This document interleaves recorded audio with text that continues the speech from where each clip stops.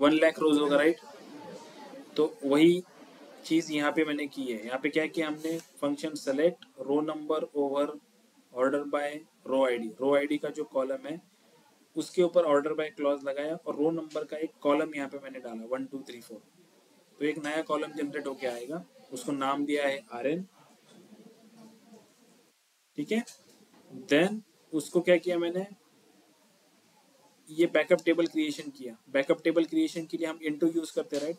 जो भी क्यूरी हमारी रन होती है उस क्यूरी को हम क्या करते हैं, इनटू करके एक नए टेबल का नाम देते हैं। देन जो भी इस क्यूरी का आउटपुट होगा वो इस टेबल में जाके वो सेव हो जाता है हमारा। तो एक टेबल क्रिएशन हो जाता है बैकअप टेबल क्रिएशन जैसा। समझे कि नहीं समझे?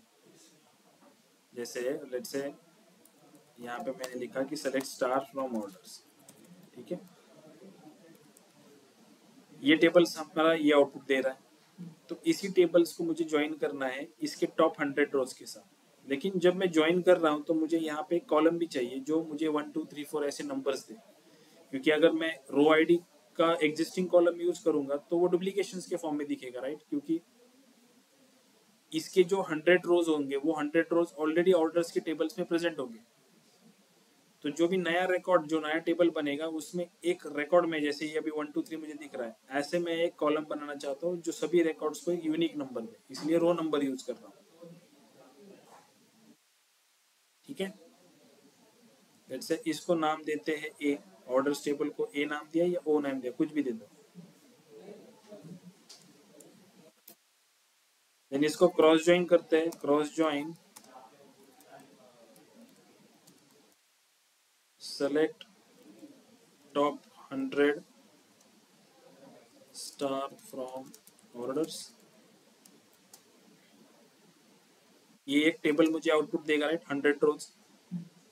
अगर मैंने इसको रन किया तो क्या आउटपुट मिलेगा, सेम टेबल के बस कितने रोज मिलेंगे, 100 रोज मिलेंगे। तो इस 100 रोज को इस 10,000 रोज के साथ क्रॉस ज्वाइन करेंगे तो 1 लाख रोज मिलेंगे। ठीक है, तो स्टार कर रहा हूँ, लेट्स से मैं यहाँ पे इसको नाम दे रहा हूँ बी। तो अपने को क्या चाहिए, ए डॉट स्टार चाहिए, मतलब ऑर्डर टेबल के सारे कॉलम्स चाहिए। एंड और एक कॉलम चाहिए यहाँ पे रो नंबर।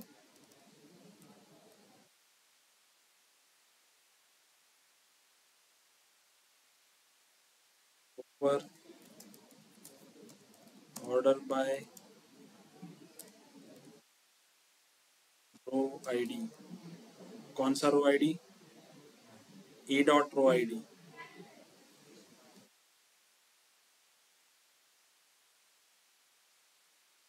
से असेंडिंग, कोई जरूरत नहीं असेंडिंग लिखने की। से नो। ठीक है, इस क्यूरी को अगर मैं एग्जीक्यूट करता हूँ, जैसे इस रो नंबर को मैं पहले जनरेट करता हूँ, ये लास्ट में कॉलम आया होगा, इसको मैं कट करता हूँ, यहाँ पे लिखता हूँ पहले।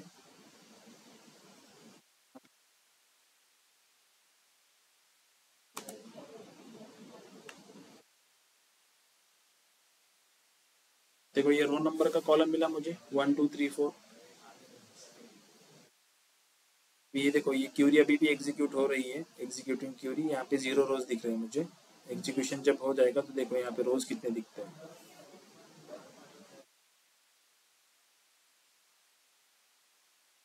अभी कितने हैं, 999।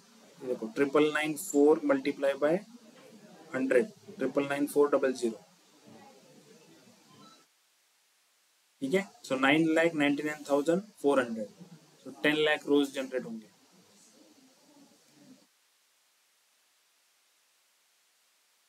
ठीक है, ये टेबल समझ में आया कैसे आया।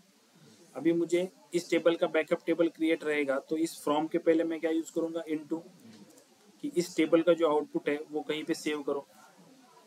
तो इसको नाम देते हैं लेट्स से ऑर्डर इंडेक्स, ऐसा नाम देते हैं ऑर्डर इंडेक्स 1 करके।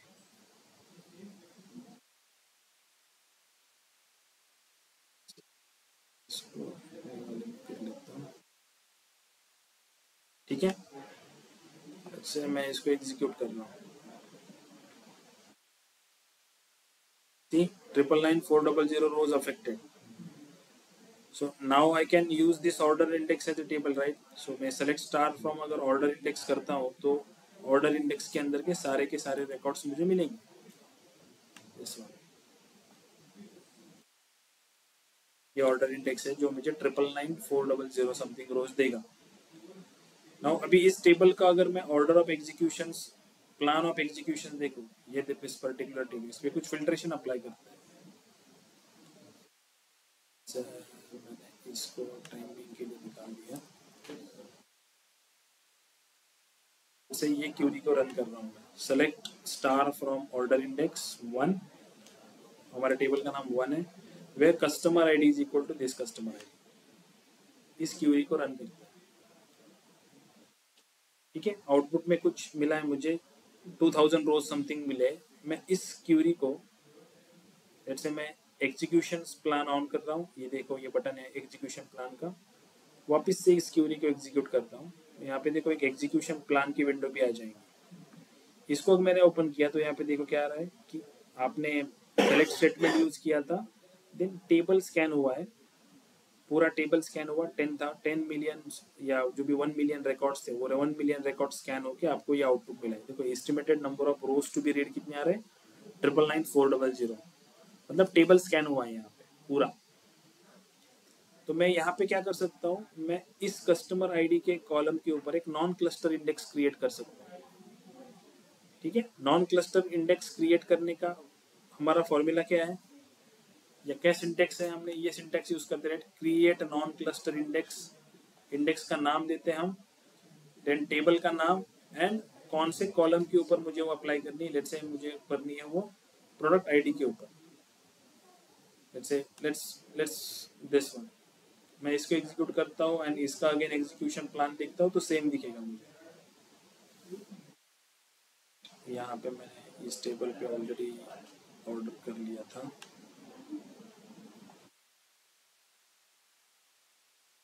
ठीक है। यहाँ पे भी टेबल स्कैन मुझे दिख रहा है। यहाँ पे क्या फिल्ट्रेशन किया मैंने, प्रोडक्ट आईडी के बेसिस पे फिल्ट्रेशन किया है।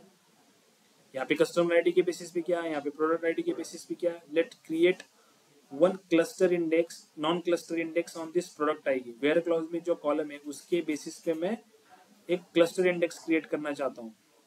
तो create non cluster index, let's say this is my name for this non cluster index, idx product id on order underscore index 1, this is my table name. कौन सा column उस table का, product ID का column. इस query को मैं execute करता हूँ। देखो this is before creating non cluster index, okay. यहाँ पे क्या हो रहा है, टेबल स्कैन आ रहा है, मैं इसको एग्जीक्यूट कर रहा हूँ। अगेन मैं ऊपर का जो क्यूरी है उसको वापस रन कर रहा हूँ। एग्जीक्यूशन प्लान में जाएंगे कि देखो यहाँ पे क्या आ रहा है, अभी यहाँ पे क्या आ रहा है, इंडेक्स 6 नॉन क्लस्टर इंडेक्स, ये दिख रहा है।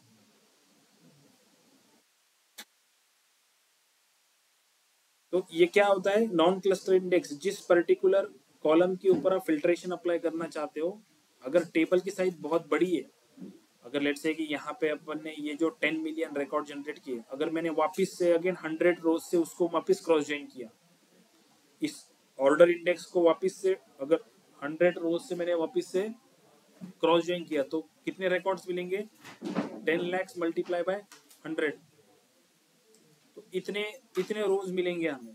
तो मतलब टेबल्स की जो साइज है वो बढ़ती रहेगी, बहुत बड़ी हो जाएगी।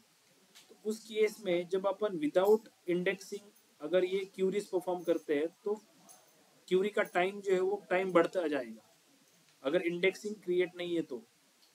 अगर मैंने जिस पर्टिकुलर कॉलम के ऊपर मुझे फिल्ट्रेशन करना है उस कॉलम के ऊपर अगर मैंने इंडेक्स क्रिएट कर दी तो क्यूरी का एग्जीक्यूशन टाइम कम होगा, आपका जो ये जो एस्टिमेटेड सीपीयू कॉस्ट है ये कॉस्ट कम हो जाएगा। ये कम होना चाहिए कॉस्ट, जितना कम होगा उतना क्यूरी अच्छा परफॉर्म करेगा, ठीक है। अभी लेट से मुझे ये फिल्टर आउट करना है, दिस पर्टिकुलर क्यूरी।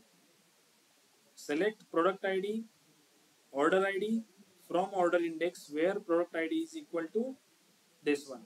यहाँ पे मैंने सर्च क्राइटेरिया में सेलेक्ट स्टेटमेंट में क्या डाला है, ऑर्डर आईडी भी डाला है यहाँ पे, कि मुझे पहले क्यूरी में क्या था, बस प्रोडक्ट आईडी था और प्रोडक्ट आईडी के ऊपर ही सर्च कर रहा था मैं। अभी मैंने प्रोडक्ट आईडी के साथ ऑर्डर आईडी भी ऐड कर दिया है, लेकिन सर्च मैं प्रोडक्ट आईडी के बेसिस पे ही कर रहा हूँ। ठीक है, index 1, let's run this and try to identify what is the issue. इसको अगर मैंने रन किया, एग्जीक्यूट, ठीक है, अगेन यहाँ पे देखो ये क्या हो रहा है, इंडेक्स सीक हो रहा है।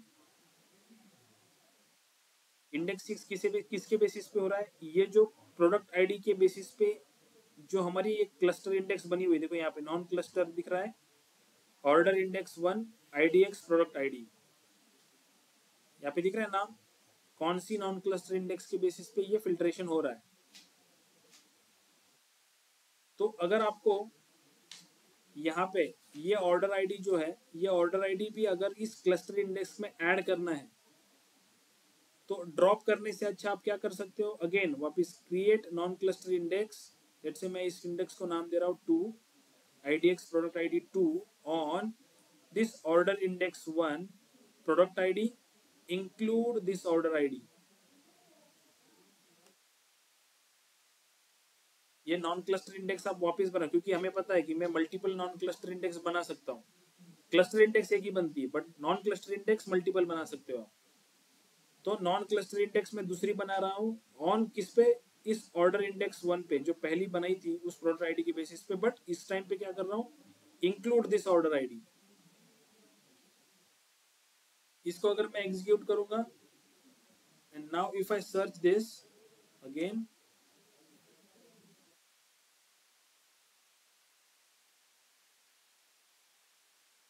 सी यहाँ पे देखो क्या आ रहा है, अभी इंडेक्स सीख आ रहा है ना, जो लूपिंग पहले दिख रहा था हमें वो लूपिंग चला गया और यहाँ पे बस इंडेक्सिंग सीख दिख रहा है मुझे। नॉन क्लस्टर इंडेक्स कौन सा इंडेक्स, जो नया वाला इंडेक्स बना वो इंडेक्स है यहाँ। तो समझ में आ रहा है आपको कि अगर बड़ा डेटा है, बहुत बड़ा डेटा है आपका, आपको किसी कॉलम्स के ऊपर फिल्ट्रेशन अप्लाई करना है। अगर आपके डेटाबेस में क्लस्टर इंडेक्स अप्लाई है बट उस क्लस्टर इंडेक्स में जो कॉलम यूज किया हुआ है वो कॉलम अगर फिल्ट्रेशन में यूज नहीं किया हुआ, they you can create a non cluster index for the searching criteria. आप पहले एक नॉन क्लस्टर इंडेक्स क्रिएट कर लो, जो कॉलम्स आपको फिल्ट्रेशन में चाहिए उनको यूज करके, एंड देन वो क्यूरी का रन करो, आपको क्यूरी का रिजल्ट फास्ट मिलेगा। समझ में आ रहा है? नॉन क्लस्टर इंडेक्स कब क्रिएट करनी है, अगर आपके टेबल में क्लस्टर इंडेक्स क्रिएटेड है, प्राइमरी की है, तो क्लस्टर इंडेक्स ऑटोमेटिकली क्रिएट होगी, और उसी कॉलम को अगर फिल्ट्रेशन में यूज किया जा रहा है देन आपको कोई इंडेक्सिंग क्रिएट करने की जरूरत नहीं है। लेकिन क्लस्टर इंडेक्स में जो कॉलम यूज किया हुआ है वो कॉलम फिल्ट्रेशन में यूज नहीं हो रहा है वेयर क्लॉज में, तो आपको क्या करना पड़ेगा, जो कॉलम वेयर क्लॉज में यूज हो रहा है उस कॉलम के ऊपर एक नॉन क्लस्टर इंडेक्स बना लो एंड देन उस क्यूरी को रन करो, तो वो क्यूरी फास्ट रन होगी। ये कब करना है, जब ह्यूज डेटा हो, बहुत बड़ा डेटा हो, मिलियंस ट्रिलियंस में डेटा हो। तो नॉर्मल केस में जरूरत नहीं है, अगर छोटा डेटा हो 1 लाख रोज वगैरह हो तो कोई जरूरत नहीं, क्यूरी फास्ट रन होगी। लेकिन एकदम से ह्यूज डेटा हो तो आपको ये प्रोसेस फॉलो करना पड़ेगा in order to get result early. तो कुछ क्यूरीज आधे घंटे का टाइम लेती है रन होने के लिए। ओके, समझ में आया indexing part. Order of execution कहाँ पे देखते हैं हम, एक तो अगर जिस क्यूरी को आपको करना है उस पर राइट क्लिक करके यहाँ पे डिस्प्ले एस्टिमेशन एग्जीक्यूशन प्लान यहाँ से कर सकते हो, या यहाँ पे एक बटन होता है जो पहले ऑफ होता है, इसको अगर मैंने ऑन कर दिया तब जब क्यूरी रन करोगे तो यहाँ पे एग्जीक्यूशन प्लान का एक टैब ओपन होगा। दिस इज योर मैसेज, जिस मैसेज में आपको रिजल्ट पता चलता है, and this is your result table, result message and execution plan.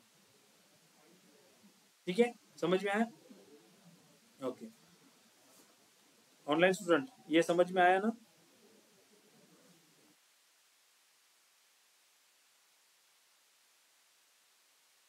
ठीक है, next part is function. Function क्या होता है, लेट्स से मुझे क्यूरी में कुछ एक कैलकुलेशंस बार बार यूज करना है, ठीक है, एज कैलकुलेशन हो गया या कुछ क्यूरी जो है कैलकुलेशंस की वो बार बार परफॉर्म करनी पड़ रही है, तो उस कैलकुलेशन का मैं क्या कर सकता हूँ, एक फंक्शन क्रिएट करके रख सकता हूँ, ठीक है। फंक्शन मतलब अगर मैं उस फंक्शन को कॉल कर लूँ तो मुझे जो फंक्शन में मैंने कैलकुलेशन किया हुआ है वो कैलकुलेशन का आउटपुट मिले, ठीक है। तो सिंटैक्स सिंपल है इसका। लेट्स से आउटपुट में हमें चाहिए, let me select star from employee, let's say this is my table, employee table, और यहाँ पे मुझे एक कॉलम चाहिए जो सैलरी माइनस डिपार्टमेंट आईडी करके जो आउटपुट आएगा वो देगा। जैसे कि for example for first row 10,000 multiply minus 100, output कितना आएगा, 9,900 समथिंग आएगा, right. Then this 15,000 minus this 100, 10,000 minus 100, 5,000 minus 100, ऐसे जो आउटपुट यहाँ पे आ रहे हैं वो मुझे यहाँ पे चाहिए आउटपुट में। तो इसके लिए मैं एक फंक्शन क्रिएट करना रहा हूँ, और ये जो आउटपुट है ये मुझे बार बार यूज करने हैं ये कैलकुलेशन। तो मैं क्या कर सकता हूँ, इसका एक फंक्शन क्रिएट कर सकता हूँ, ठीक है। फंक्शन के लिए मैं सिंटैक्स यूज करूंगा, let's say create function, this is my syntax, create function, ये मेरा फंक्शन का नाम है, function diff1, let's say fn_diff1 मैंने इस फंक्शन का नाम दिया, कुछ भी दे सकता हूँ। देन मैं ब्रैकेट में यहाँ पे जिन दो कॉलम के बेसिस पे, लेट्स से मैं कॉलम कौन से यूज कर रहा हूँ, salary and then department ID, right. तो इन दोनों का मैं यहाँ पे वेरिएबल्स क्रिएट कर रहा हूँ। वेरिएबल्स कैसे क्रिएट होते हैं, एट द रेट हम उसके पहले प्रोवाइड करते हैं, एट द रेट सैलरी, उसका डेटा टाइप है integer, comma eight the rate department ID, उसका डेटा टाइप भी है integer, bracket close. Create function, function का नाम, देन ब्रैकेट के अंदर उस फंक्शन में आप कौन से कॉलम्स रेफर करने वाले हो उन कॉलम्स के नाम, with eight the rate initial, starting में एट द रेट रहेगा, कॉलम का नाम रहेगा, उस कॉलम में कौन से डेटा टाइप का डेटा है उसका डेटा टाइप यहाँ पे मेंशन होगा। इन दोनों कॉलम्स में सैलरी डिपार्टमेंट आईडी में हमारा इंटीजर टाइप का डेटा है, तो हमने यहाँ पे इंटीजर डेटा टाइप मेंशन किया हुआ है। यहाँ तक समझ में आया, क्रिएट फंक्शन, फंक्शन का नाम, देन कॉलम्स के नाम, एंड लास्ट, क्योंकि रिटर्न्स जो है, ये रिटर्न्स जो है, ये जो फंक्शन है, इंटीजर माइनस इंटीजर करोगे तो आउटपुट में क्या मिलेगा, इंटीजर ही मिलेगा, राइट। तो दिस ओवर हियर कि इस फंक्शन का रिटर्न क्या रहेगा, इंटीजर रहेगा। ये मेरा फंक्शन है, फंक्शन के अंदर के ये दो कॉलम्स है जिनका डेटा टाइप इंटीजर इंटीजर है। अगर ये फंक्शन रन होगा तो रिटर्न में मुझे इंटीजर ही मिलेगा। ये बेसिकली आप यहाँ पे इनिशियली क्या कर रहे हो, डिफाइन कर रहे हो, ठीक है। देन नेक्स्ट सिंटैक्स आता है कि एज, इस फंक्शन के इतना आपने मेंशन कर दिया फंक्शन को, देन आता है एज बिगिन, बिगिन के बाद आएगा रिटर्न में क्या आएगा, जब ये फंक्शन बिगिन होगा रिटर्न आएगा select at the rate salary minus at the rate department ID. ये आपको कैलकुलेशन करना है, कैलकुलेशन क्या है मेरा, सैलरी माइनस डिपार्टमेंट आईडी, तो eight the rate salary minus at the rate department ID. ये एट द रेट की पोजीशन पे क्यों लिख रहा हूँ, क्योंकि सैलरी की एंड डिपार्टमेंट आईडी की वैल्यू अलग अलग है, हर जगह पे अलग अलग वैल्यू है। तो एट द रेट सैलरी के लिए इस पर्टिकुलर रो के लिए, जैसे सेकंड रो के लिए सैलरी की वैल्यू वो पकड़ेगा 15,000, डिपार्टमेंट आईडी की वैल्यू पकड़ेगा 100। Let's say for this six row, उसके लिए क्या पकड़ेगा, सैलरी की वैल्यू 12,000, डिपार्टमेंट आईडी 200, क्योंकि हमने यहाँ पे पैरामीटर दिया हुआ है, this is eight the rate salary, eight the rate salary, eight the rate मतलब सैलरी के कॉलम की सारी वैल्यूज के लिए कोई सी जिस पर्टिकुलर रो पे वो ऑपरेशन परफॉर्म करेगा उस रो की वैल्यू वो कंसिडर करेगा, ठीक है। बिगिन, आपने रिटर्न्स के अंदर जो फंक्शंस आपको परफॉर्म करना था, जो कैलकुलेशंस, वो आपने यहाँ पे मेंशन कर दिया। देन एंड, बिगिन हुआ, एंड हुआ, ठीक है। Now if I wanted to call this function, तो मैं ऐसे कॉल करूंगा, select star comma DBO dot this function, DBO क्या है, स्कीमा है, राइट, स्कीमा का नाम डॉट दिस फंक्शन fndf1, जो फंक्शन को हमने नाम दिया था, in bracket salary department ID from employee if I run this, see यहाँ पे मुझे क्या आएगा, एक आउटपुट मिलेगा। ये एक बेसिक एग्जांपल है इसका। अभी आप बोलोगे कि सर फिर सैलरी माइनस डिपार्टमेंट आईडी करना था, तो मैं सिंपल भी कर सकता था ना, सेलेक्ट स्टार माइनस यहाँ पे सैलरी माइनस डिपार्टमेंट करो तो भी आउटपुट मिल जाएगा मुझे, राइट? तो फंक्शन बनाने की क्या जरूरत है? This is just an example कि फंक्शंस किस काम में आते हैं, सिंटैक्स कैसे रहेगी। दिस इज रेयरली यूज, ये एकदम हाई लेवल में जब आपको कैलकुलेशंस वगैरह करने होते हैं then you can use those functions, but ये मोस्टली रेयरली यूज होते हैं। अगर इन केस आप किसी ने आपको फंक्शंस दिखा दिया है, किसी ने बोल दिया कि फंक्शंस क्रिएटेड है, वो फंक्शंस को यूज करो, देन यू आपको अंडरस्टैंड होना चाहिए कि हाँ कोई फंक्शन या कोई कैलकुलेशंस बना के रखा हुआ है पहले से जिसको हमें यूज करना है। एक बार फंक्शंस देख लोगे तो आपको अंडरस्टैंड हो जाएगा, हाँ this is the syntax for function, ये फंक्शंस यहाँ पे यूज किया है या ये कैलकुलेशंस यहाँ पे यूज किया है। ठीक है, हम एकदम से ब्लैंक नहीं हो जाएंगे, हमें कुछ तो आइडिया रहेगी इस फंक्शंस के रिगार्डिंग, राइट? एकदम से आपको ये फंक्शंस क्रिएशंस वगैरह कोई देने वाला नहीं है, ये पहले से प्री डिफाइंड रहता है कंपनीज में। ठीक है, ये फंक्शंस मैं कहाँ पे देख सकता हूँ? जैसे यहाँ पे हम है एम्प्लॉय के टेबल्स के अंदर, लेट मी सी, यहाँ पे देखो प्रोग्रामेबिलिटी ऑप्शन होता है। जैसे हम कौन से डेटाबेस के अंदर है, NMDSQL हमारा कौन सा है, 12, right? This is our database. इसकी प्रोग्रामेबिलिटी के अंदर यहाँ पे देखो फंक्शंस होंगे।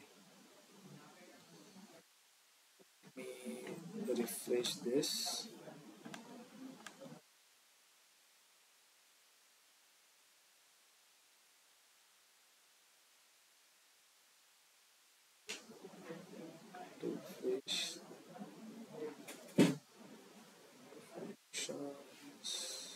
My database है सर, my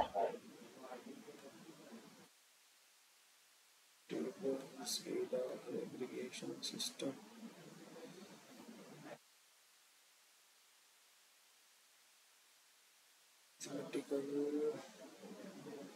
ये दिख रहा है, ये सारे फंक्शंस ऑलरेडी डिफॉल्ट वाले फंक्शंस बने हुए हैं। सिस्टम फंक्शंस नहीं रहेगा, यहीं पे कहीं पे रहता है वो।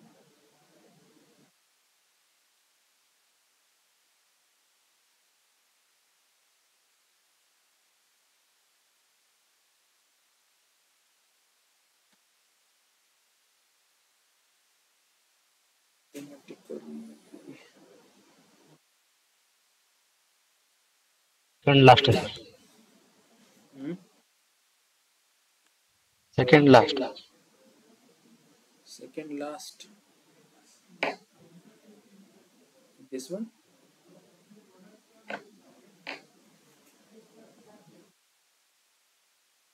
इसमें भी नहीं है वो, कहीं तो भी है, इधर ही कहीं तो भी रहता है वो। सर डेटाबेस गलत है सर, SQL NMD SQL 5 है। ओके ओके, गलत डेटाबेस लिया क्या?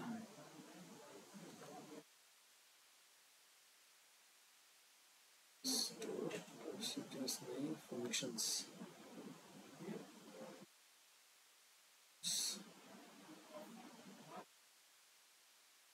this one, right? Scalar value functions dbo.fn df1, ये फंक्शन यहाँ पे स्टोर हो जाते हैं। फिर कहाँ पे? प्रोग्रामेबिलिटी के अंदर। ठीक है, समझ में आया? फंक्शंस सिंटैक्स समझ में आया? बेसिकली ये सारी चीजें बस अंडरस्टैंडिंग के लिए, सिंटैक्स अंडरस्टैंड कर ले लो, सिंपल सिंपल फंक्शंस ट्राई करो बनाने का ताकि सिंटैक्स आपको याद रहे। इन केस इंटरव्यू में पूछ भी लिया कि फंक्शंस पता है क्या आपको, तो आप ब्लैंक नहीं हो जाएगा, आपको पता रहेगा कि हाँ फंक्शंस पता है हम, या कोई कैलकुलेशंस ग्रुप हम बना सकते हैं फंक्शंस को यूज करके।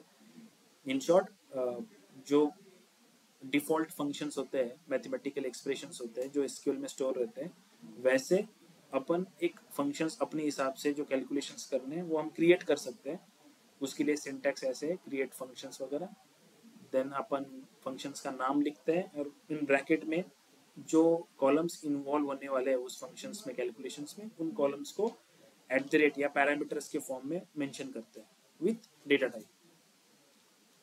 वंस इट इज डन, हम रिटर्न्स में जो उन कैलकुलेशंस ग्रुप का आंसर आने वाला है, उसका डेटा टाइप भी मेंशन करते हैं, रिटर्न्स इंटीजर, इस फंक्शंस का आउटपुट इंटीजर में आने वाला है।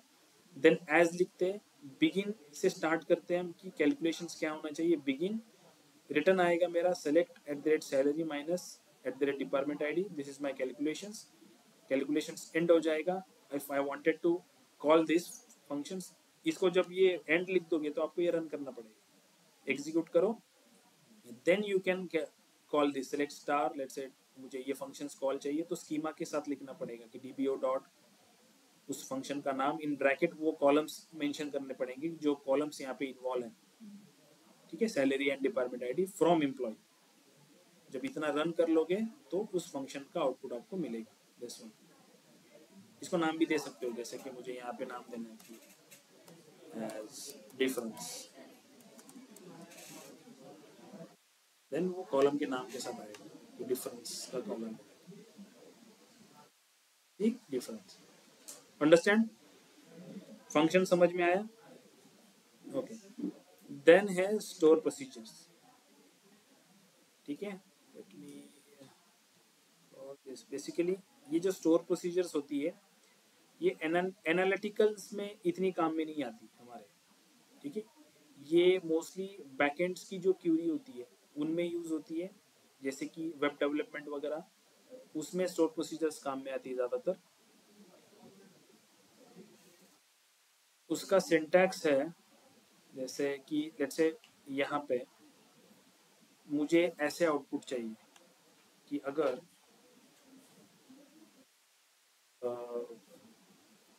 जैसे मैं एक क्यूरी लिख रहा हूँ, क्यूरी में मैं ऐसे लिख रहा हूँ कि select star from employee where department ID is equal to 200, उस क्यूरी को मैं रन करूँ तो आउटपुट में मुझे ऐसे चाहिए कि there are 2 employee in department 200। अगर मैंने डिपार्टमेंट आईडी 900 डाल दिया, 900 का तो कोई डिपार्टमेंट है नहीं, तो यहाँ पे वहाँ पे मुझे वो ऐसे आउटपुट देगा कि there is no employ in department 900। क्योंकि नॉर्मली अब क्या हो रहा था कि जब अपन क्यूरी रन कर रहे थे तो वो टेबल्स का आउटपुट दे रहा था हमें, लेकिन आउटपुट में मुझे अभी ऐसे चाहिए, क्योंकि दिस थिंग्स, ये जो आउटपुट है ये आउटपुट जैसे हम कोई टेक्स्ट मैसेज या कोई एप्लीकेशन यूज करते हैं, देखो, ठीक है, अगर कोई एप्लीकेशन यूज करते हैं, अगर सर्च क्राइटेरिया में अगर हम कुछ अलग फिल्टर डाल देते हैं जिसका कोई हिस्ट्री नहीं है तो हमें मैसेज आता है कि there is no history, empty नहीं आता, कुछ मैसेज लिख के आता है, पॉपअप मैसेज आएगा कि आपने रॉन्ग इन्फॉर्मेशन पुट की है, या कोई जैसे कोई फॉर्म फिलअप कर रहे हो और जो मैंडेटरी फील्ड है वो लेट से आपने भरी नहीं है, लेकिन आप जब सबमिट में क्लिक करते हो तो वो सबमिट नहीं करके देगा, वो आपको मैसेज देगा कि kindly field mandatory fields before, या उस फील्ड को हाईलाइट करेगा रेड कलर से। तो ये जो लॉजिक है ये लॉजिक बैकएंड में स्टोर प्रोसीजर से बनाया जाता है, ठीक है। तो इसीलिए स्टोर प्रोसीजर्स कहाँ पे यूज होती है, मोस्टली वेब डेवलपमेंट के केस में, एनालिटिकल्स में ज़्यादा यूज नहीं होती। एनालिटिकल्स में हम मोस्टली सेलेक्ट स्टेटमेंट से ही ज़्यादा ऑपरेट करते हैं, select statement, CTEs, subqueries, joins, those things are for the analysis. Store procedures for actual web development के लिए, बैकएंड्स में क्यूरी करने के लिए, ठीक है। तो अगर मुझे ऐसे आउटपुट चाहिए फ्रॉम एम्प्लॉय टेबल से तो मैं स्टोर प्रोसीजर के लिए ऐसे लिखूंगा, लेट्स से सिंटैक्स थोड़ा क्रिटिकल है, तो सबसे पहले मैं स्टार्ट करता हूँ क्रिएट प्रोसीजर, ये सिंटैक्स है उसका, क्रिएट प्रोसीजर, देन प्रोसीजर का नाम मैंने नाम दिया एसपी एम्प्लॉय प्रोसीजर को। इस प्रोसीजर के अंदर मैं एक पैरामीटर डिफाइन कर रहा हूँ, ये एट द रेट क्या होता है, ये एक पैरामीटर डिफाइन करते हैं अपन, create procedure SP name at the rate department ID integer. जब भी पैरामीटर्स आप डिफाइन करते हो तो उसका डेटा टाइप भी आपको मेंशन करना होता है। ऊपर फंक्शन के क्रिएशन के टाइम पे भी सेम हमने किया था, जब फंक्शन क्रिएट किया था और eight the rate parameter define किया तो हमने उसका डेटा टाइप मेंशन किया था। तो पैरामीटर जो डिपार्टमेंट आईडी है उसका डेटा टाइप है integer. Let's say this is my first syntax. Then as, यहाँ से मेरा क्यूरी शुरू होता है कि डिक्लेयर, डिक्लेयर मतलब एक पैरामीटर मैं यहाँ पे डिक्लेयर कर रहा हूँ कि दिस CNT नाम का एक पैरामीटर है, ठीक है, मैं ऐसे कंसिडर कर रहा हूँ कि एक CNT नाम का पैरामीटर है। उस CNT नाम के पैरामीटर में क्या रहेगा कि सेलेक्ट पैरामीटर सीएनटी में क्या रहेगा, दिस रहेगा कि काउंट स्टार फ्रॉम एम्प्लॉय। अगर मैं सीएनटी को बात करूं, सीएनटी इज इक्वल टू क्या है, एम्प्लॉय का टेबल के अंदर का count star, where department ID is equal to this department ID. Department ID ये जो मेरा कॉलम है राइट, इस कॉलम के अंदर का ये डिपार्टमेंट आईडी जो है, ये पैरामीटर में मैं जो वैल्यू पास करूंगा वो डिपार्टमेंट आईडी रहेगा। अगर लेट्स से मैंने ऐसे पास किया कि डिपार्टमेंट आईडी 200, तो ये 200 के लिए क्या करेगा, काउंट करेगा, count star from employee where department ID is equal to 200। इस क्यूरी को इंटरनली रन करेगा और इसका एक आउटपुट देगा कि 200 के डिपार्टमेंट आईडी के कितने एम्प्लॉई है, जैसे 4 है तो वो काउंट 4 आएगा। देन मैं एक इफ कंडीशन यूज करता हूँ कि अगर ये सीएनटी जो है, इसका जो काउंट निकल के आने वाला है वो अगर 0 है, देन प्रिंट करो। क्या प्रिंट करो, ये प्रिंट करो कि अगर 0 है तो there is no employ in department right. तो मैं इस क्यूरी को यहाँ पे लिखता हूँ, print there is, let's say हमने ये देखा कि कॉन्केनेट हम कर सकते राइट। अगर मैंने ऐसे कर दिया इसको, कॉन्केनेट हम प्लस को यूज करके कर सकते हैं ना, प्लस देन मैंने लेट्स से स्पेस दिया, अगेन प्लस दिया, और ये 900 जो हार्ड कोड वैल्यू, इसकी जगह पे मैंने ये @ डिपार्टमेंट दे सकता हूँ राइट। जो डिपार्टमेंट का आउटपुट जो मैं पास कर रहा हूँ पहले वैल्यू, उस वैल्यू को यहाँ पे दे सकता हूँ कि आउटपुट में there is no employ in department, department ID कौन सा रहेगा जो मैंने आउटपुट इनपुट में पास किया था, वो डिपार्टमेंट आईडी। तो उसके लिए मैं ये पैरामीटर रेफर करूंगा, डिपार्टमेंट आईडी। लेकिन इसमें एक प्रॉब्लम है। क्या प्रॉब्लम है, ये जो डिपार्टमेंट आईडी है ये इंटीजर है। जब मैं ऐसे प्रिंट करने की कोशिश करता हूँ जिसमें टेक्स्ट हो एंड देन इंटीजर भी हो, तो वो मुझे एरर शूट करेगा। वो बोलेगा कि आप एक तो इनके जो डेटा टाइप है ना वो सेम करो।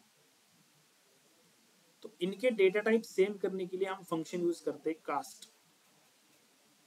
कास्ट फंक्शन क्या करता है, जिस कॉलम को आप रेफर कर रहे हो उसका अगर आपको डेटा टाइप चेंज करना है तो वो चेंज करके देगा आपको। कैसे चेंज करके देगा, यहाँ पे मैं ऐसे लिखूंगा कि कास्ट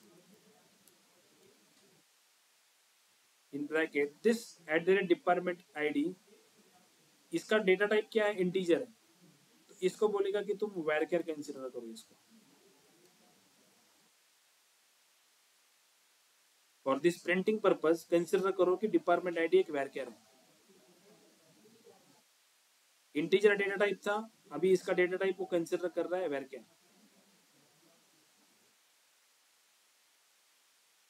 इल्स अगर वो सीएनटी 0 नहीं है, 0 हुआ तो ये आउटपुट करो, लेकिन 0 नहीं है तो फिर ऐसे में आउटपुट लेना पड़ेगा right. There are 2 employee in department 200। तो इल्स में मैं ऐसे लिख सकता हूँ कि लेट्स से इसको मैंने पहले डाल दिया, देयर आर, यहां तक तो ठीक है, यहां तक टेक्स्ट ही है, फिर इसको प्लस कर दिया मैंने, देन स्पेस दे दिया, अगेन प्लस कर दिया। ये जो 2 है, ये 2 कहां से आया है, ये 2 कहां से आया है, ये इसका आउटपुट है ना, मतलब सीएनटी का आउटपुट है। सीएनटी क्या बोला हुआ है हमने, इंटीजर बोला हुआ है, इसको भी कास्ट करना पड़ेगा। तो मैं यहाँ पे लिखूंगा कि cast this CNT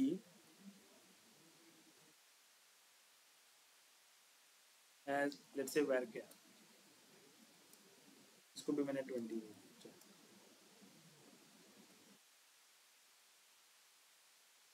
then again plus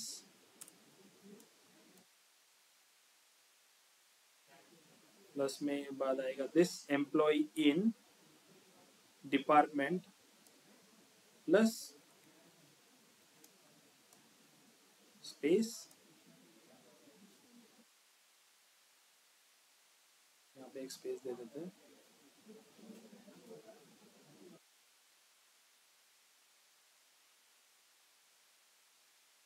employ in department plus space plus instead of this 200 यहाँ पे क्या दे सकते हैं, ये दे सकते हैं ना,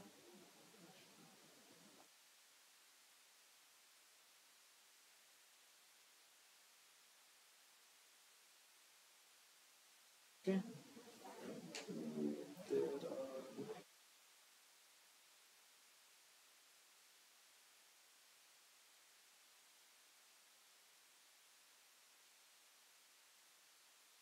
Execute this.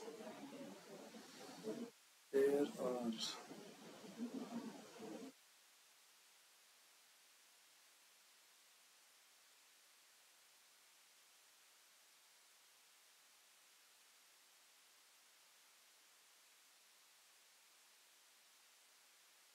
should be right.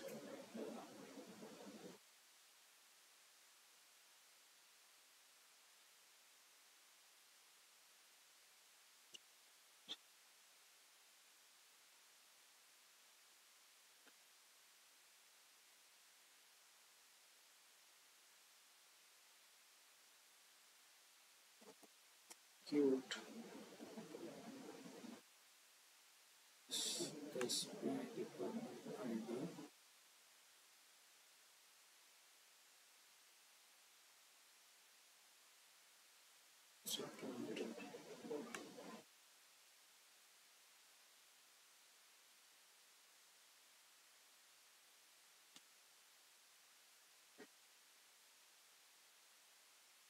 Extra बनेगा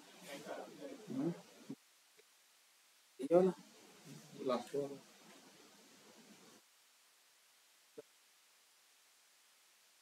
क्लोज हो गया ना कहीं तो भी कुछ तो भी रह गया है वो फाइंड आउट नहीं हो पा रहा है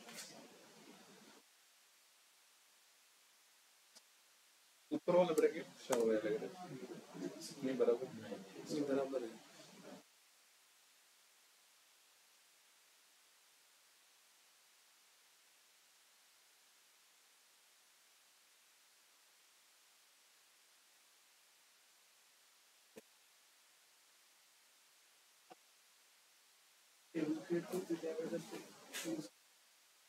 कुठला कुठला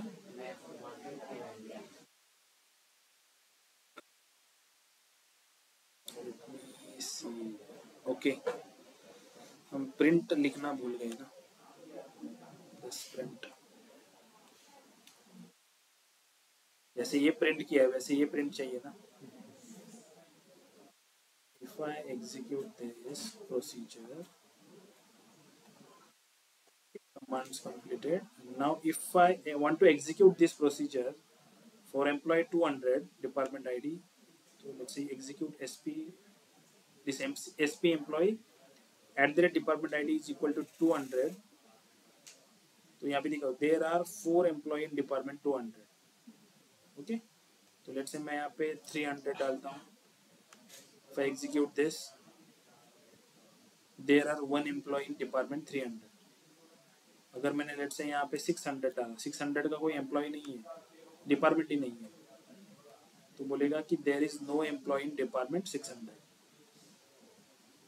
ठीक है अगेन एक बार वापस से देखते हैं पहले हमने क्या किया क्रिएट प्रोसीजर प्रोसीजर का सिंटैक्स क्रिएट से स्टार्ट होता है क्रिएट प्रोसीजर एसपी एम्प्लॉय ये मैंने प्रोसीजर को नाम दिया उसके बाद जब मुझे ये प्रोसीजर रन करनी है ये देखो रन में कैसे कर रहा हूँ एसपी एम्प्लॉय प्रोसीजर का नाम एंड देन जो पैरामीटर इनिशियली पास किया था @department id is equal to 600 मुझे ऐसे ही चेक करना है जब मैं एग्जीक्यूट कर रहा हूँ मैं हर एक डिपार्टमेंट के लिए चेक करूंगा ना तो ये मैं ऐसे ही चेक करूंगा कि इस पैरामीटर के साथ डिपार्टमेंट आईडी के साथ इसीलिए मैं ये डिपार्टमेंट आईडी का पैरामीटर पहले डाला हुआ है यहाँ पे create procedure SP employee procedure का नाम देन पैरामीटर डिपार्टमेंट आईडी का पैरामीटर जो कि एक इंटीजर एज एक जो काउंटिंग करने वाला है क्योंकि इन शॉर्ट ये जो आउटपुट हम देने वाले हैं ये आउटपुट डिपेंड करता है इस काउंट के ऊपर कि एम्प्लॉय के टेबल में जो काउंटिंग होने वाला है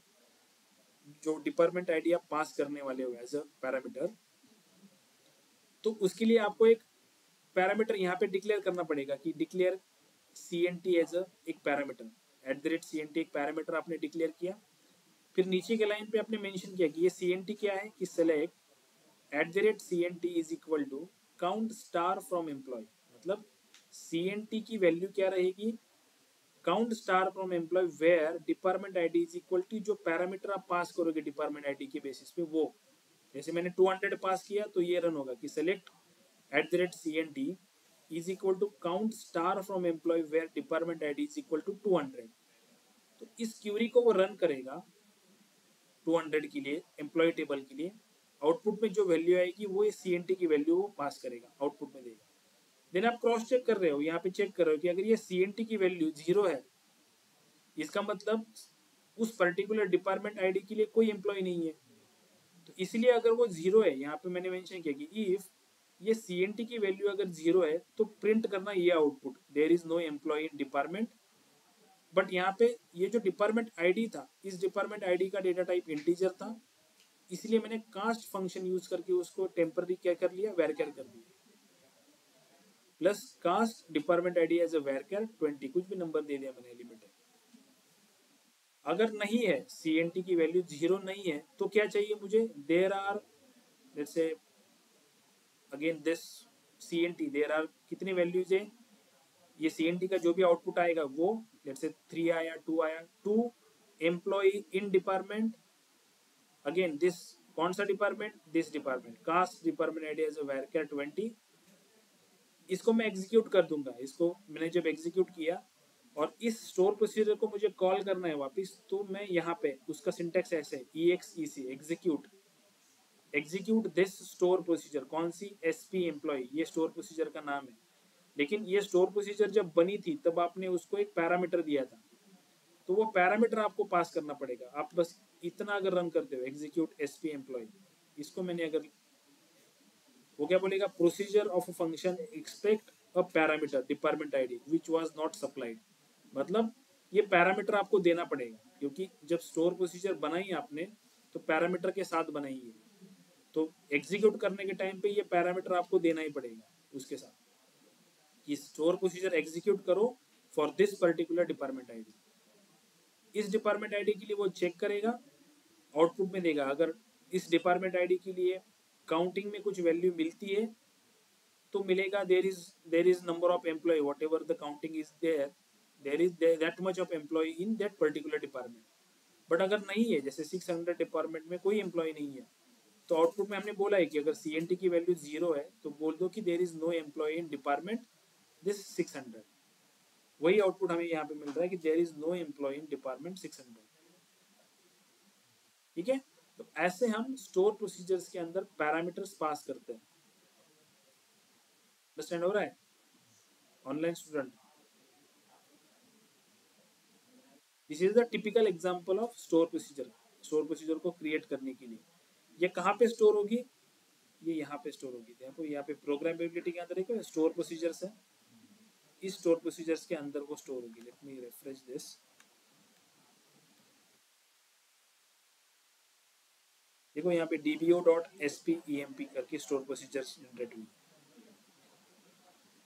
ठीक है, लेट्स से मैंने इसको अभी फॉर एग्जांपल भी इस ऑब्जेक्ट एक्सप्लोरर को मैंने क्या कर दिया, इसको साइन आउट कर दिया, इसको मैंने बंद कर दिया सेशन को, वापस से लॉगिन किया मैंने सेशन। ये जो DA11 का अपना क्यूरी था इसको मैंने सेव करके इसको क्लोज कर दिया। वापस से मैंने सेशन ओपन किया, इस क्यूरी को वापस से कॉल किया। बेसिकली क्या चेक कर रहे हैं हम कि अगर सेशंस क्लोज हो जाते हैं तो हम उस स्टोर प्रोसीजर को वापस से एग्जीक्यूट करना पड़ेगा या डायरेक्टली हम एग्जीक्यूट स्टोर प्रोसीजर लिख के उस स्टोर प्रोसीजर को कॉल कर सकते हैं। जैसे अपन ने टेम्पररी टेबल्स का देखा था, राइट? टेम्पररी टेबल्स के अगर सेशंस क्लोज हो जाते हैं तो वो हम वापस से कॉल नहीं कर पाते, उनको हमें वापस क्रिएट करने पड़ते हैं। जैसे मैं यहाँ पे डेटाबेस सेलेक्ट कर रहा हूँ and if I run this again, this particular execute store procedure, output में क्या है, there is no employ in department 600। मतलब स्टोर प्रोसीजर्स डेटाबेस के अंदर स्टोर हो जाती है। स्टोर प्रोसीजर्स में कुछ डेटा है क्या? स्टोर प्रोसीजर्स में कुछ डेटा है क्या? ये स्टोर प्रोसीजर आपने बनाई, ये कुछ डेटा स्टोर करके रखी है क्या?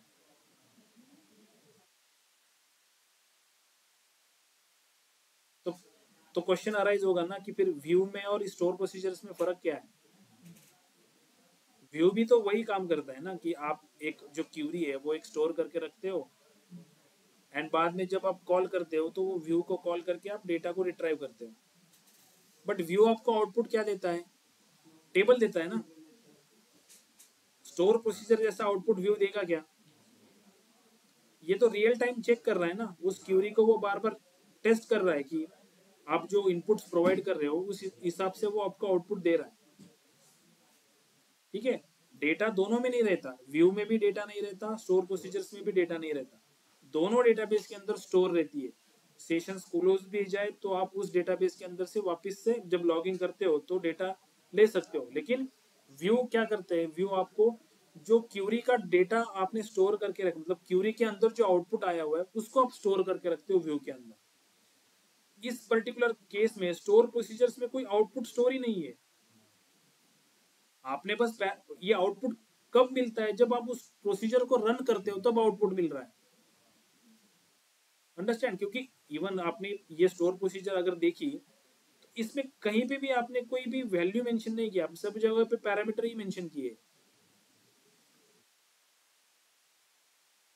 यहाँ पे सब जगह पे आपने पैरामीटर्स ही मेंशन किए कि जो मैं पैरामीटर पास करूंगा उसके लिए तुम काउंटिंग करना। और पैरामीटर मैं कब पास कर रहा हूं? जब उसको एग्जीक्यूट कर रहा हूं। तो जब मैं एग्जीक्यूट कर रहा हूं तभी जो आउटपुट मिलेगा बस वही आउटपुट मिलेगा। ऐसा कोई ये आउटपुट स्टोर करके नहीं रख रहा है जैसे व्यू कर रहा था। व्यू पे अपन क्या कर रहे थे कि कोई सेलेक्ट स्टेटमेंट है जो हमें एक टेबल दे रहा था, वो टेबल को हम directly as a view store करके रख रहे थे कि इनकेस अगर मुझे वो इन्फॉर्मेशन चाहिए होगी वापस तो मैं select star from that particular view करके वो उसको ले सकूं, रिट्रैक्ट कर सकूं। बट स्टोर प्रोसीजर्स में वैसा नहीं है। स्टोर प्रोसीजर्स में कोई डेटा स्टोर ही नहीं रहता। वो रियल टाइम में जब आप उसको एग्जीक्यूट करते हो तो पैरामीटर के हिसाब से आपको आउटपुट देता है। फर्क समझ में आ रहा है दोनों में, स्टोर प्रोसीजर्स एंड व्यू में? ठीक है, सिंटैक्स समझ में आया स्टोर प्रोसीजर का कैसा है? ठीक है, इस पे इतना काम नहीं होता एनालिटिकल फील्ड्स में, इसलिए इसको हम बस बेसिक ले रहे हैं इसका एज ए इंट्रोडक्टरी। ठीक है, अगर आपको स्टोर प्रोसीजर्स पे और कुछ पढ़ना है तो आप ऑनलाइन पढ़ सकते हो, बट इतना नेसेसिटी नहीं है इसके ऊपर काम करना, क्योंकि ये थोड़ा सा ना एकदम हायर साइड आता है, वेब डेवलपमेंट साइड वगैरह आता है, तो हमारे लिए इतना काफ़ी है अंडरस्टैंड करना स्टोर प्रोसीजर्स को कि स्टोर प्रोसीजर्स क्या है, किस लिए यूज़ की जाती है, सिंटैक्स कैसे है, उसमें कैसे पैरामीटर पास होते हैं। क्योंकि जब आप कोई स्टोर, लेट से आपने कोई स्टोर प्रोसीजर्स देखी तो वो स्टोर प्रोसीजर्स में हमें समझ में भी आना चाहिए ना कि वो क्या लिखा हुआ है वहाँ पे। अगर आपने ऐसी स्टोर प्रोसीजर देखी तो आप देख सकते हो या समझ सकते हो कि यहाँ पे कुछ पैरामीटर पास किया हुआ है, या इस पैरामीटर के बेसिस पे जब मैं स्टोर प्रोसीजर को एग्जीक्यूट करूंगा तो मुझे ये पैरामीटर भी पास करने होंगे।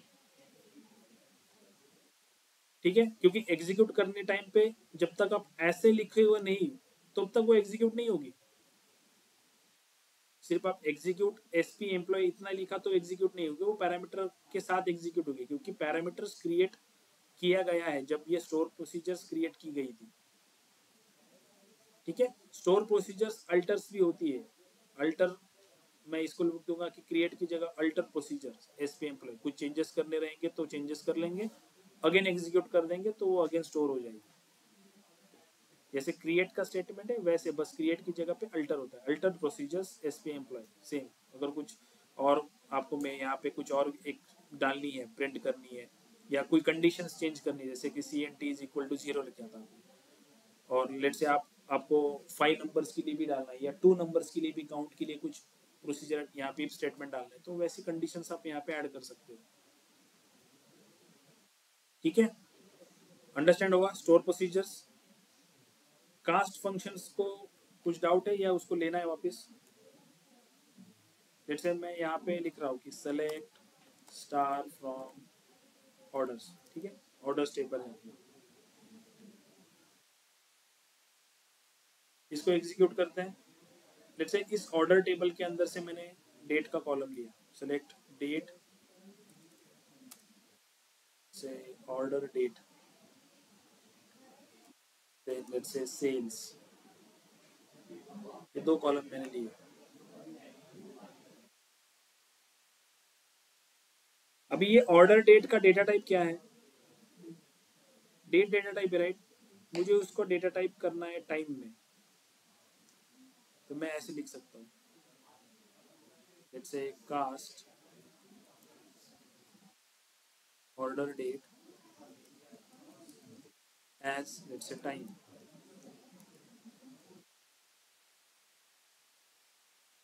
से इसको नाम दे रहा हूँ मैं टाइम। I run this,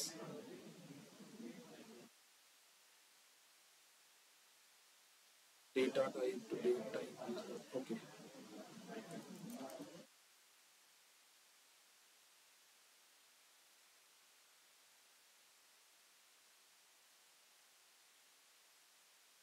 देखो ये टाइम के साथ डेट भी आने लगा है। पहले ये ऑर्डर डेट सिर्फ डेट दिखाता था, अब ये मुझे डेट एंड टाइम दोनों दिखाएगा। या मेरा जो सेल्स है, सेल्स का डेटा टाइप क्या है, इंटीजर है। चेक करते हैं, चेक कैसे करेंगे, डेटाबेस के अंदर जाएंगे, देन टेबल्स के अंदर जाएंगे, टेबल्स में ऑर्डर टेबल कहाँ पे, उसमें जाएंगे, कॉलम्स में जाएंगे, कॉलम्स में सेल का कॉलम कौन सा है, फ्लोट, डेटा टाइप फ्लोट दिया हुआ है, देख से मुझे उसका डेटा टाइप इंटीजर करना है। कैसे लिखेंगे, कास्ट में ऐसे लिख दूंगा, cast sales as int, sales int.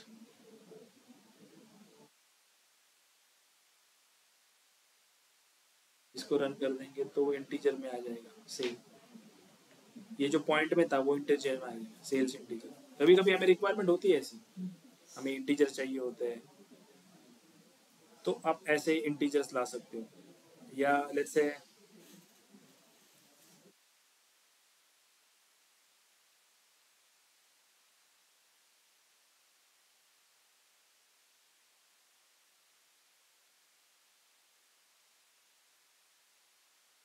क्या कर सकते हैं, लेट्स से बट ऐसे लिख सकते हैं क्या, लेट्स से कास्ट सेल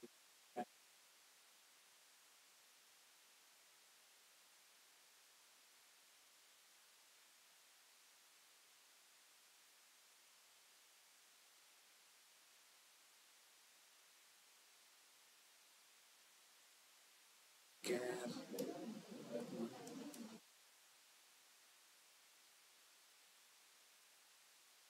ऐसे लिख सकते हैं।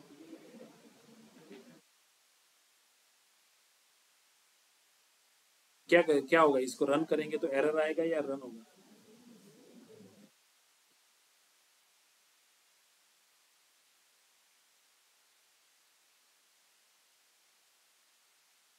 Arithmetic overflow error for type varchar value 38.38। मतलब इस सेल्स के जो कॉलम है इसमें पहले फ्लोट है, मतलब उसमें वैल्यूज है, अब वैल्यूज को किसी टेक्स्ट में कन्वर्ट नहीं कर सकते, इसीलिए कास्ट फंक्शन यूज करो बट कंपेटेबल डेटा टाइप दो। जैसे डेट को आप डेट टाइम में लेके जा सकते हो, डेसिमल्स को इंटीजर्स में लेके जा सकते हो, या फ्लोट को आप इंटीजर्स में लेके जा सकते हो। ऐसे कंपेटेबल डेटाबेसेस आप ले सकते हो, बट अगर आप डायरेक्टली वैल्यूज को लेना चाहते हो टेक्स्ट में तो नहीं होगा। लेकिन अगर मैंने इसकी जगह पे ऐसे लिख दिया varchar लेट्स से 10, ये रन होगा क्या, ये रन होगा, यस नो, क्यों होगा ये रन, बट ये varchar तो अपन मिक्स डेटा टाइप के लिए देते हैं ना मोस्टली।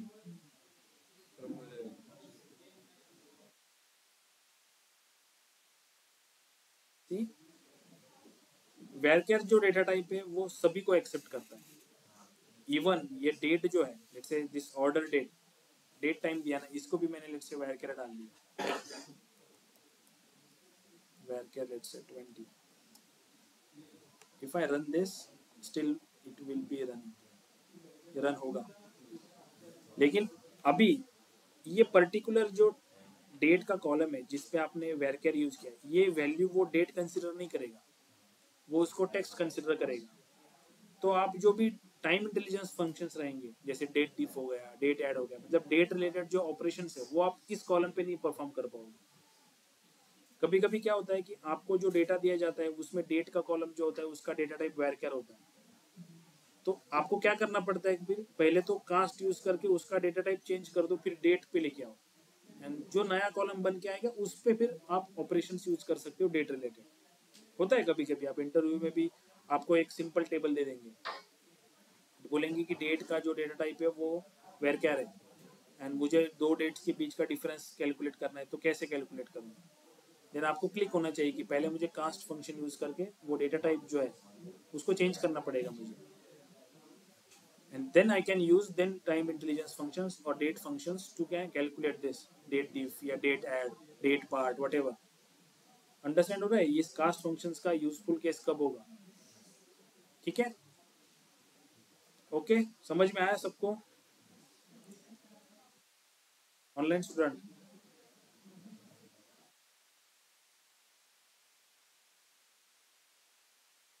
यहाँ पे सीक्वल हम एंड करते हैं। ओके, प्रोजेक्ट आपका जो रहेगा ये रहेगा आपका दिस वन,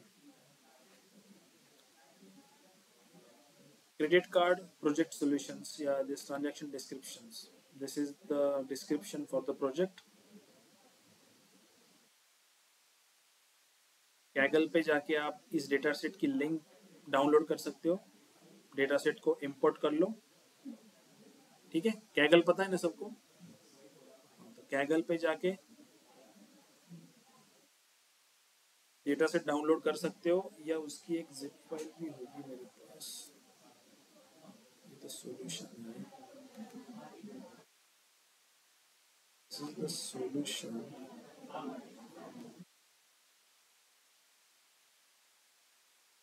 मैं ये फाइल जो है ट्रांजैक्शन डिस्क्रिप्शंस एंड CSV, मुझे एक बात बताओ, तुम लोगों को CSV फाइल्स इंपोर्ट करना आता है SQL के अंदर? मैंने बताया था क्या, नहीं बताया?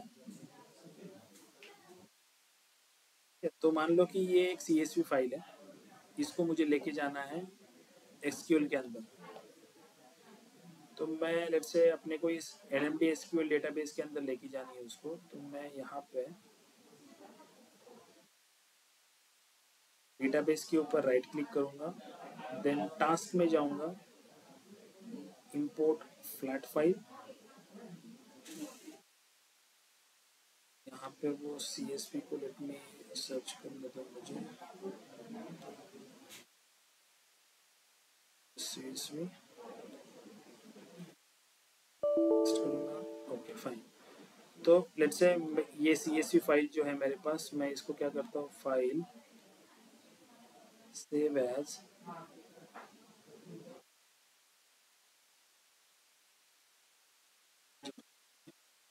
ये फाइल ओपन है ना, इसको मैं क्लोज कर देता हूँ।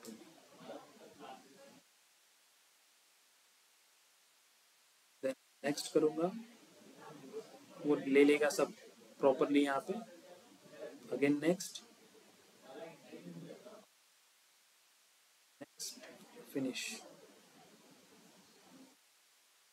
क्लोज कर दूंगा, इसको एक बार रिफ्रेश कर देंगे, टेबल्स के अंदर वो टेबल आएगा,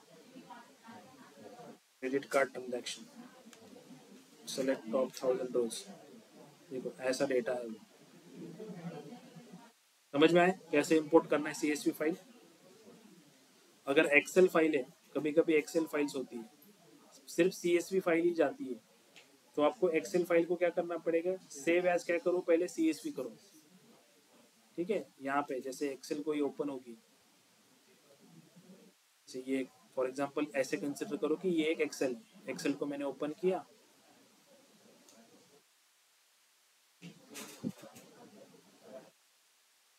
फिर क्या करो, फाइल में जाओ, उसको सेव एज करो, जैसे दिस पीसी में यहाँ पे ये जो सेव एज ऑप्शन आता है,